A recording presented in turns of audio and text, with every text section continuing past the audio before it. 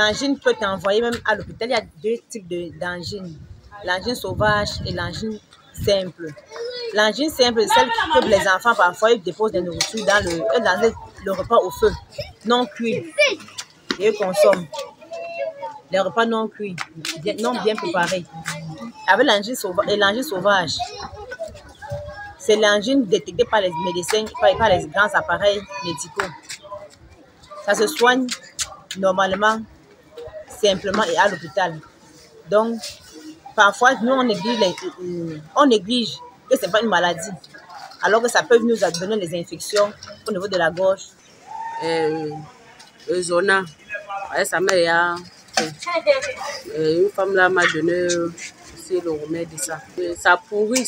Quand ça commence, là, ça fait les petits boutons, comme la chaleur. Donc tu vois ça comme c'est la chaleur, mais c'est pas la chaleur. Tu perces ça. Quand tu perces, ça fait une grosse blessure. On soigne maintenant, au fur et à mesure. On soigne la place là, ça se sèche. Oui, pour moi, l'angine, ce sont les maux de gorge.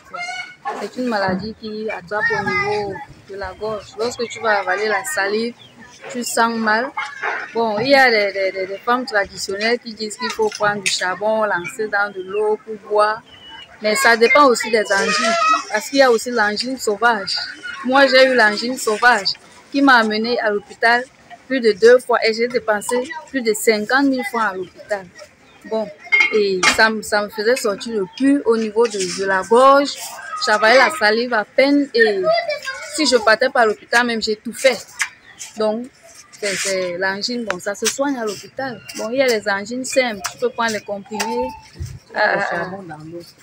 D'autres, tu mets le charbon dans l'eau, je ne sais pas si ça marche. Mais quand j'étais plus petite, j'avais les petites angines là. Quand ça me prenait, ça partait seul. Mais quand j'ai grandi, c'est l'angine sauvage que j'ai commencé à avoir. Bon, j'avais les antibiotiques. Ça a réussi à partir. L'angine est une maladie presque comme toutes les autres. En fait, elle se manifeste comme si des fois tu ressens du mal à la gorge. Tu tousses, des fois ça ne sort pas. Parce que moi ça m'arrive pas, je prends les trucs trop glacés, les trucs congelés en fait. Je prends juste, des fois je prends les comprimés, des fois je prends un morceau de charbon chaud, je mets dans l'eau et je bois.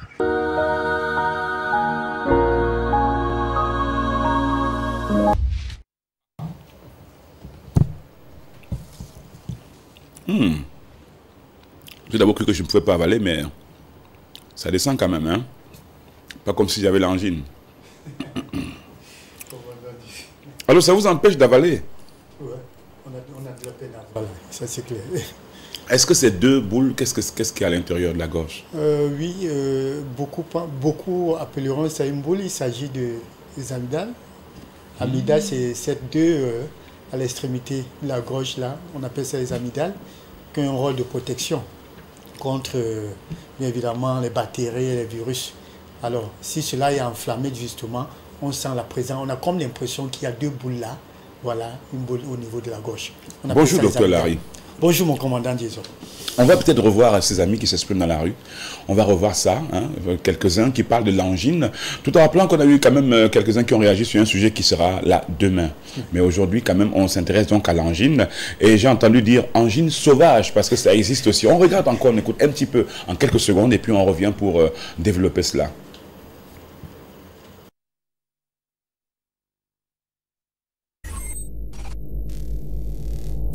L'angine, c'est l'irritation de la gorge, les nerfs et les difficultés pour avaler, pour manger et pour boire l'eau et avaler la salive. L'angine cause beaucoup de malaise parce qu'avec l'angine, tu deviens faible, la fatigue générale de l'organisme. L'angine peut t'envoyer même à l'hôpital. Il y a deux types d'angine. L'angine sauvage et l'angine simple. L'angine simple, c'est celle que les enfants parfois ils déposent des nourritures dans le repas au feu, non cuit. Et ils consomment. Les repas non cuits, non bien préparés. Avec l'angine sauvage, c'est l'angine détectée par les médecins, par les grands appareils médicaux. Ça se soigne normalement, simplement et à l'hôpital. Donc, parfois, nous, on néglige que ce n'est pas une maladie. Alors que ça peut nous donner des infections. Voilà, docteur Larry, voilà, l'angine sauvage. Les autres aussi qui s'expriment. Je voulais revenir un petit peu là-dessus pour qu'on essaie de rentrer dans le sujet, tout en rappelant qu'il y a plusieurs types d'angines et d'autres amis qui réagissent encore justement autour de l'angine.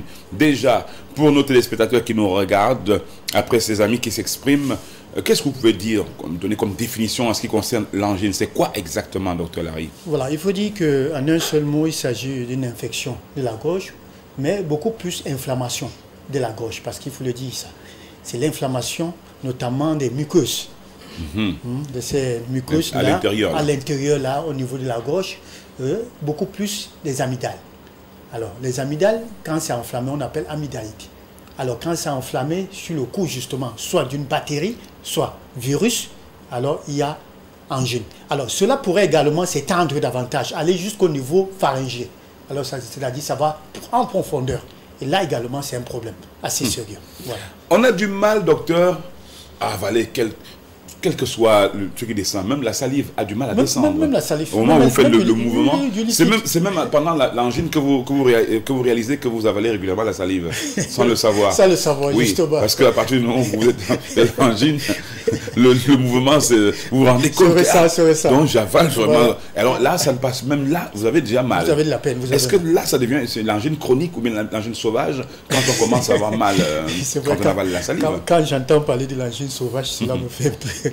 Justement, mais c'est vrai que médicalement on ne parle pas de l'angine sauvage. Voilà, c'est vrai que nous avons type d'angine, il y a bactérien, il y a viral, on pourrait encore appeler angine rouge, ou blanche, tout simplement à cause de la couleur au niveau des amygdales. Si ça prend la couleur rouge, on appelle l'angine rouge.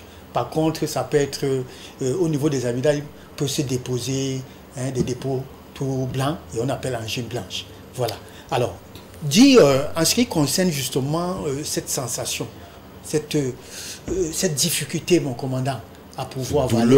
Cette douleur, parce qu'elle est atroce, parfois elle est atroce, mon commandant. On a de la peine, c'est-à-dire, vous tenez la tête, parce que c'est douloureux. Certains même sont stressés au point de ne plus manger, mon commandant.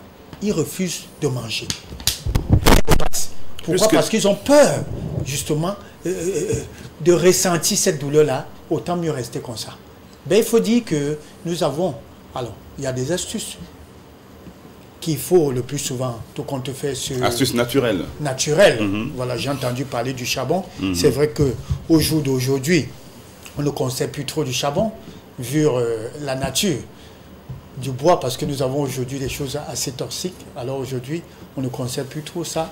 Mais nous en parlerons justement quand nous parlerons des aliments. Voilà les deux amygdales. Merci pour la réalisation. Voilà, voilà ce qu'on appelle les amygdales. C'est ça qui... Voilà. Donc, quand vous avez là, c'est enflammé, mon commandant. Quand vous avez l'angine, c'est ça qui est présent dans votre gorge. Voilà. Ça peut être petit, plus grand que ça. Plus grand que ça. Plus petit aussi. Voilà. Ça peut aller jusqu'à obstruer, comme vous le voyez là. Bloquer complètement. Vous aurez des difficultés à pouvoir respirer. Voilà. Ça, c'est bien pour la voilà. Oh là là. Et vous dites que ce n'est pas l'angine sauvage, docteur? Bon, alors, à ce niveau, on peut pas, même l'eau voilà, va avoir du mal à passer quand même. A du mal à passer, ça, il faut le dire ainsi. Ça va descendre, mais vraiment avec... Voilà. Et ces amygdales sont très sensibles parce qu'au moins de toucher même la salive qui descend... Oui, comme je le disais, mon commandant, les amygdales ont ce rôle de protection. Voilà, ça a un rôle de protection contre... C'est-à-dire ça forme une barrière. Ça, c'est la manifestation. Ça, c'est la manifestation. Voilà, oui. Ça, c'est la manifestation. En temps réel, les amygdales ne sont pas... Ça n'a pas cette grosseur, si je le dis. Mais ça, c'est quand même une étape de cette maladie. De cette maladie. Déjà sévère, vraiment chronique, ça, il faut le dire ainsi. Voilà. Pas sauvage, ça, c'est au-delà. Ça, c'est au-delà de plus d'une semaine. Ah, une semaine, c'est encore même pas... Pas ça. Oui, bon, une semaine. Il y en a qui traînent leur angine pendant des semaines. Des mois. Ah, des mois même. Des mois même, voilà. Ok, donc voilà à quoi cela ressemble quand vous avez mal, vous avez l'angine, voilà, ça c'est un autre type. Ça, il faut dire que ça c'est un grade de ce qu'on appellera encore primaire, mon commandant. Ça c'est encore, on a 2-3 jours là. 2-3 jours, voilà. 2-3 jours, c'est pas encore... voilà. On sent quand même un peu, parce que c'est quand même, quand c'est présent, on le ressent quand même. Et vous voyez l'aspect, c'est rouge. Oui. C'est rouge déjà, voilà. Voilà. Ah, c'est si vous cherchez à regarder, parce que souvent vous ne connaissez ni la couleur, ni... Oui, mais quand vous rendez chez le médecin, le spécialiste, c'est ce qu'il doit faire. Il vous demande, vous ouvrez la bouche, il doit regarder.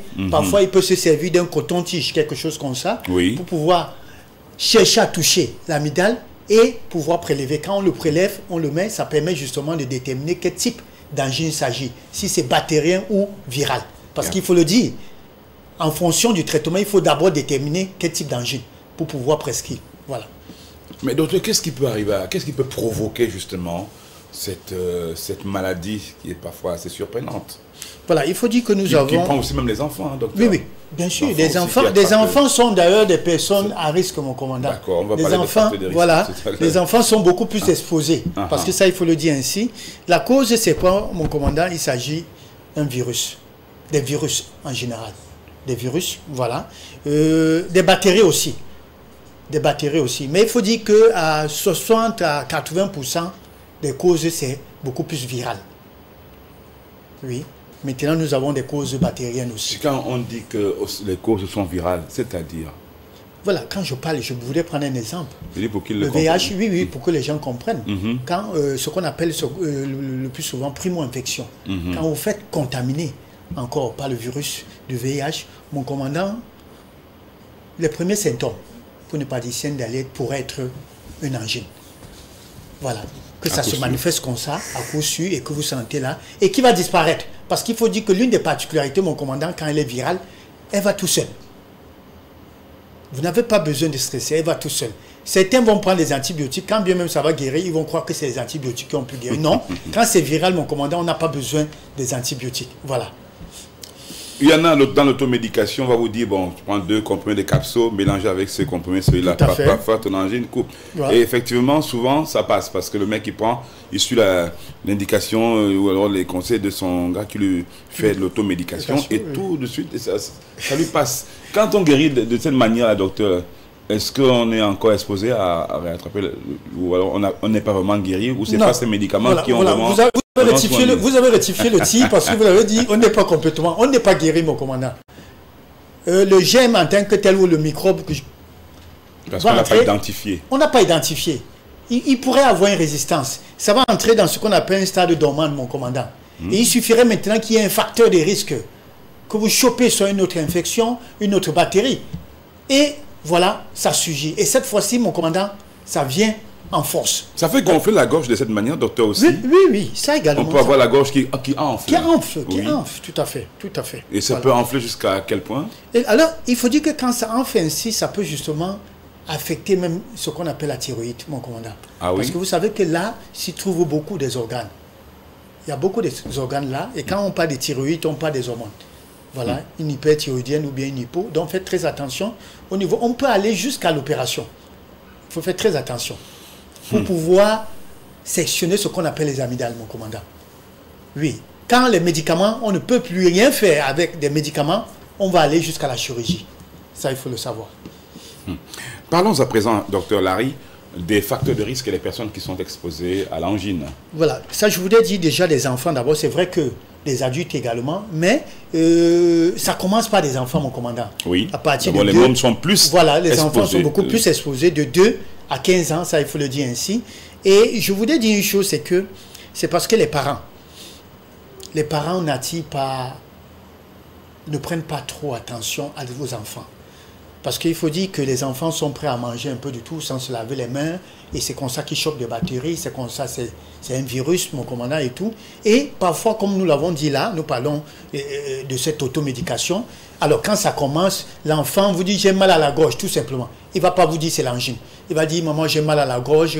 Et vous connaissez déjà, soit c'est les secrets de grand-mère, soit c'est les astuces de grand-mère, soit c'est le vendeur qui est à côté qui vend les comprimés. Et quand vous l'expliquez, soit c'est l'antibiotique, soit c'est n'importe quoi. Hein? Un antibiotique, l'amoxicilline, il vous donne du n'importe quoi. Antibiotique égale antibiotique. Et quand vous allez vous donner à l'enfant, justement, ça va, pour ne pas dire moi, je dis que ça va calmer. Ça va calmer, pourquoi? Parce qu'on n'a pas identifié, mon commandant, cette bactérie. Il s'agit de quelle bactérie? On n'a pas identifié. Et là, l'enfant, pendant qu'il va donc grandir, cela pourrait justement revenir ou encore causer une complication. L'enfant va devenir une personne à risque. À risque maintenant. Et voilà, et ça c'est très dangereux. Et c'est ce qui se passe aujourd'hui quand vous écoutez des adultes parler d'angine à répétition. C'est ça le véritable. Ce sont des angines mal soignées. Mal soignées, voilà. La résultance des angines mal soignées, même de pas mal de maladies qui sont mal soignées ou de manière incomplète, parce qu'on a un peu mal, de manière incomplète, oui, parce qu'on a un peu mal à la tête, ou on a mal, on n'a pas lu, on commence le traitement, au bout de 2 jours, ça va déjà on abandonne. mieux. Et tout de suite, chez eux, ils ont des lots de paquets, de boîtes de comprimés, enfin, boîtes de médicaments, etc., parce qu'ils ne sont pas allés au bout du traitement. Au bout d'un jour et demi, ça allait déjà mieux, et donc du coup, ça sert à quoi de reprendre le truc? Mais pourtant, il faut aller jusqu'au bout. Jusqu'au bout, ça il faut le dire. Je saurais tenir le cours, je t'attendrai jusqu'au bout. Ça m'a rappelé une chanson, excusez-moi. C'était pour prendre un petit coin de souris quand même, parce que quand on a l'angine, ça va être difficile quand même de chanter, hein. On peut même pas chanter, on devient un peu court, on devient calme un petit peu. Alors on est encore dans les voies respiratoires, dans la gorge si vous voulez, dans la gorge je peux voir les types d'angine, docteur. Là où on a cette flèche, c'est quoi exactement? Non, c'est tout à fait, c'est pour, là on est en train de vous montrer ce qu'on appelle les amygdales. Vous voyez de l'autre côté, c'est tacheté là. Alors en temps normal, là où il y a la flèche, ça devrait se présenter comme ça, voilà. Mais de l'autre côté, là où il y a les flèches, voilà ce qu'on appelle les amygdales. Voilà. Quelles sont les complications, docteur, directement liées à ça? Là, les complications, mon commandant, est vraiment, comme elle le disait avant de quitter le plateau, il ne faut pas souhaiter cela. Il ne faut pas souhaiter avoir l'angine.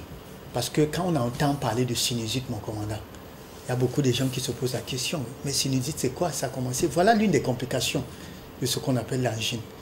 On appelle parler de mal d'oreille, l'otite, mon commandant. Ça également, ça pourrait provenir de ça.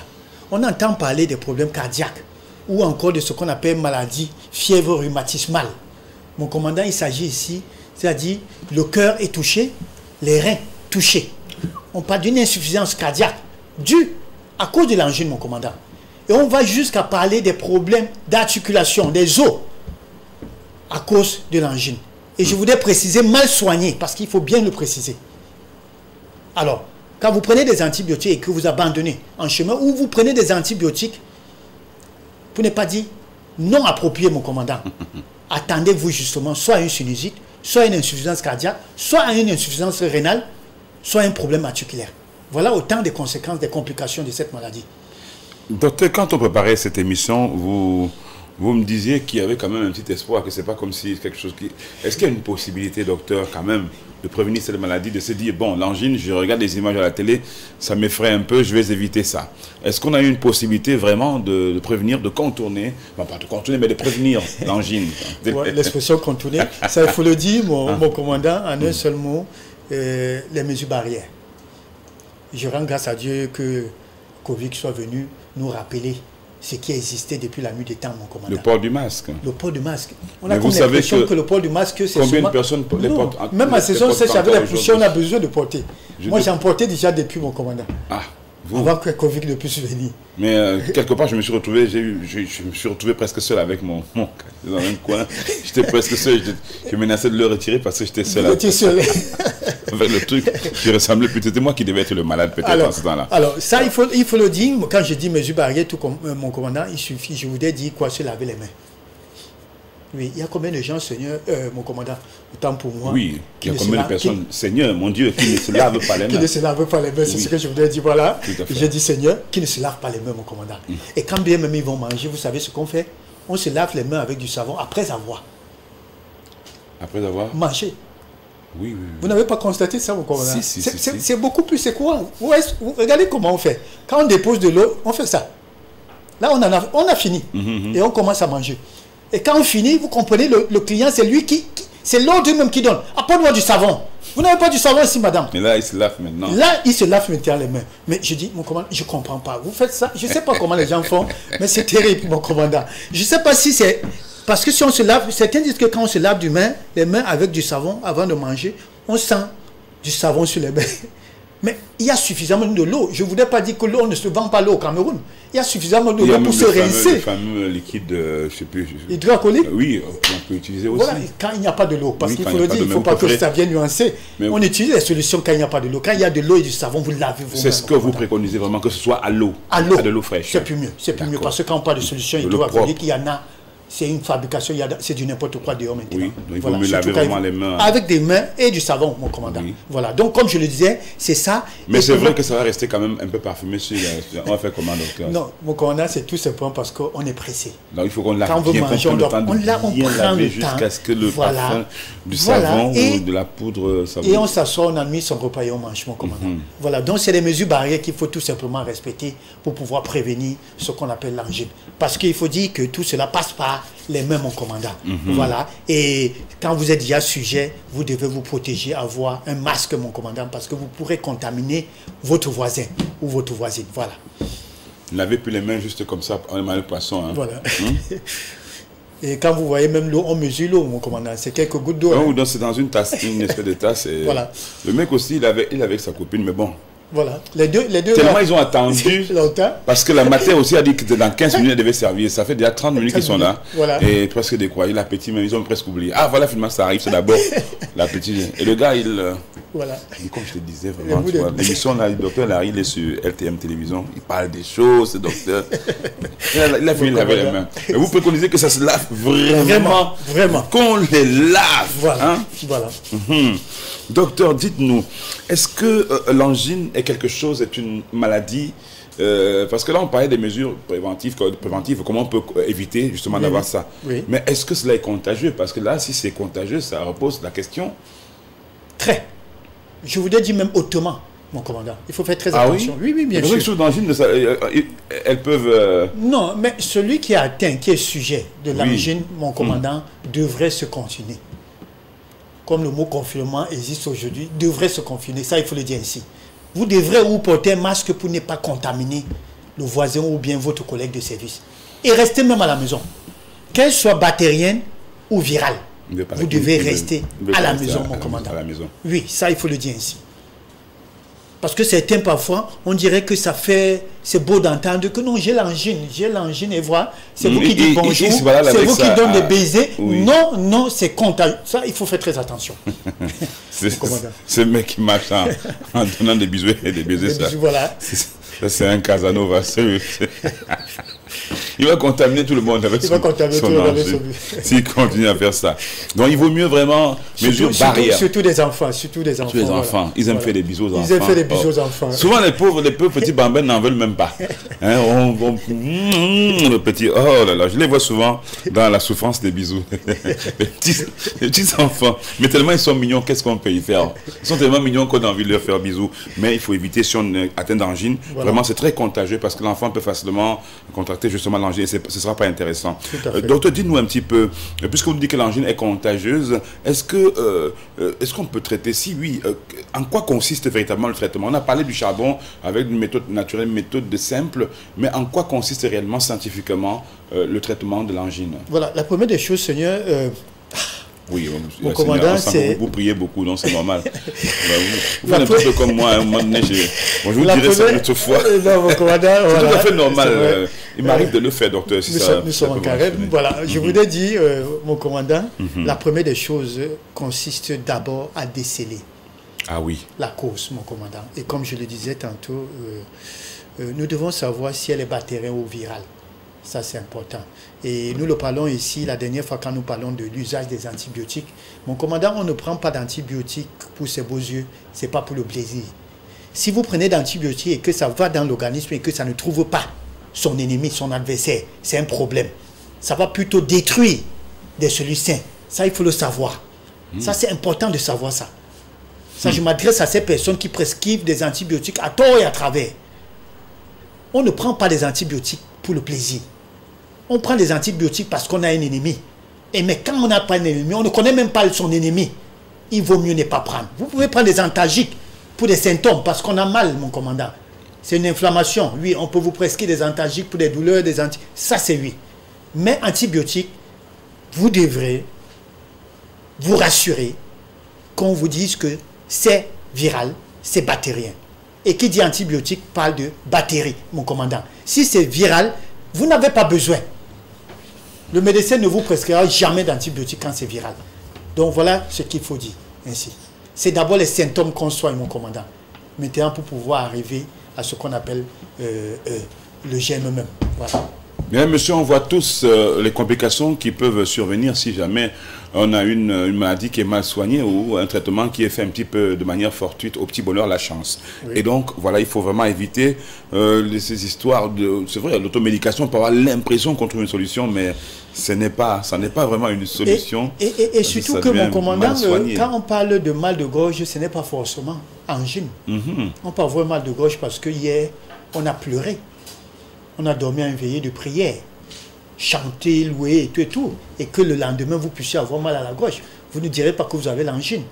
Vous pouvez avoir ça parce que vous avez beaucoup fumé. Au lieu d'un paquet, vous êtes allé à 2 à cause du stress.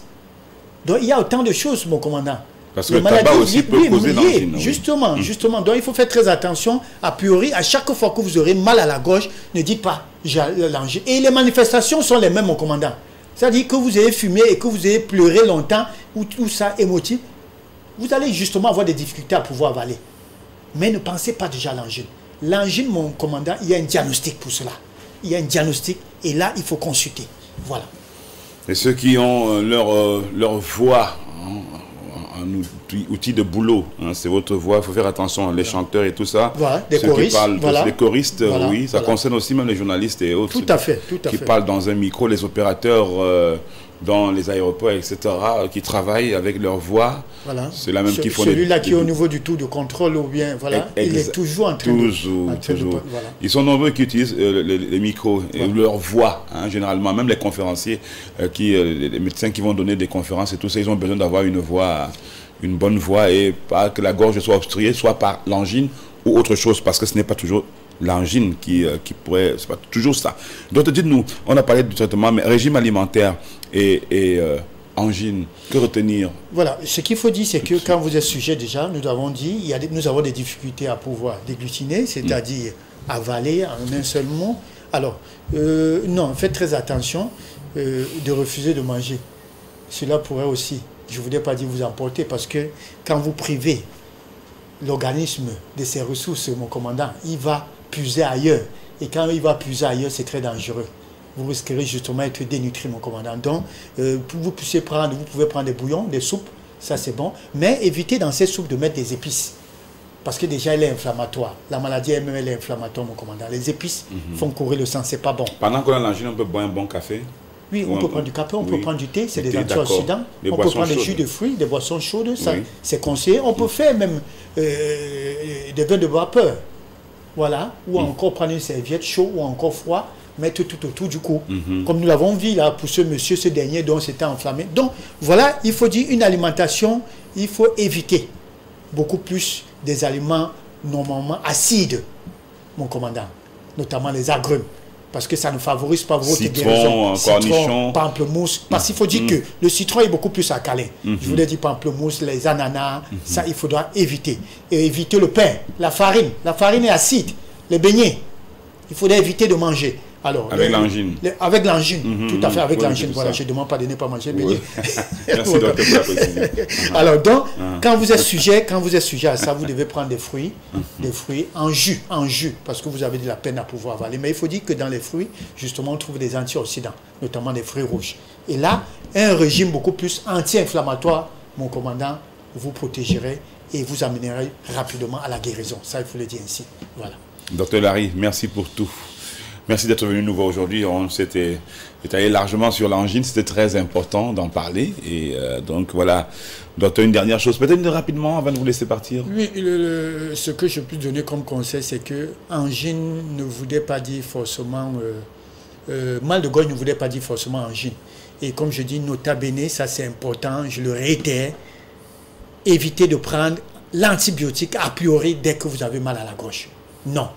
Il faut d'abord consulter.